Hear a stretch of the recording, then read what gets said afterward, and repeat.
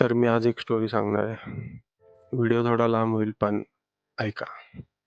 मी साधारण 8वीत होतो, तेव्हा आमच्या एरियामध्ये एक सायबर कॅफे उघडला आणि ऑब्व्हियसली हळू-हळू प्रत्येक वीकेंडला पैसे साचून आम्ही 1-2 तास सायबर कॅफेमध्ये जायचो आणि तिकडे त्या सायबर कॅफेमध्ये इतर मुलं गेम्स खेळायचे, पण आम्ही मोस्टली YouTube बघायचो. आणि आणखी एक वैशिष्ट्य म्हणजे त्या सायबर कॅफेमध्ये प्रत्येक सिस्टमवर वॉलपेपर म्हणून फुटबॉल टीम्सचे फोटो असायचे.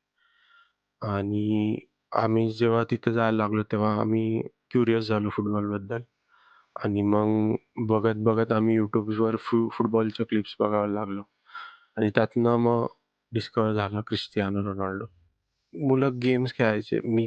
आम्ही पैसे वाचून 1 तासभर पूर्ण YouTubeवर क्रिस्टियानो रोनाल्डोच्या कंपायलेशन्स बघायचो आणि फुटबॉल जेव्हा आधी टीव्हीवर लागायचा तेव्हा बोरिंग वाटायचं. मी तर लगेच स्किप करायचो क्रिकेट बघण्यासाठी वगैरे. पण मग त्या सायबर कॅफेच्या एक्सपिरियन्स नंतर फुटबॉलमध्ये आपोआप क्युरिओसिटी जागी झाली आणि हळू सगळ्याच गोष्टी चेंज झाल्या. प्रत्येक फुटबॉल टीमवर डिस्कशन्स व्हायला लागले.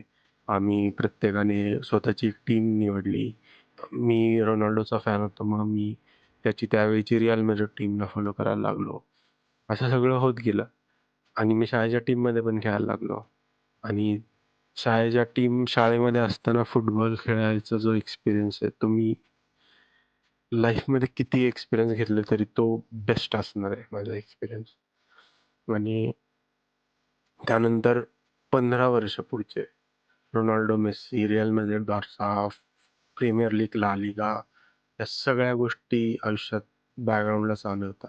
आणि त्याचं कारण म्हणजे तो सायबर कॅफे मध्ये डिस्कव्हर केलेला क्रिस्टियानो रोनाल्डोचा मोमेंट आणि त्याच्यामुळे फुटबॉलला फॉलो करायला लागलो तो मोमेंट.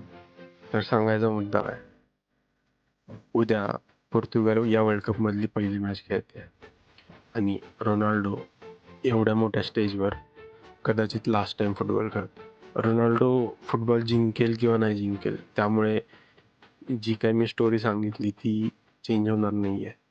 तो माझ्यासाठी बेस्ट प्लेयर होता. तो माझ्यासाठी नेहमी असा प्लेयर राहणार आहे की ज्याच्यामुळे मी फुटबॉल डिस्कव्हर केलं.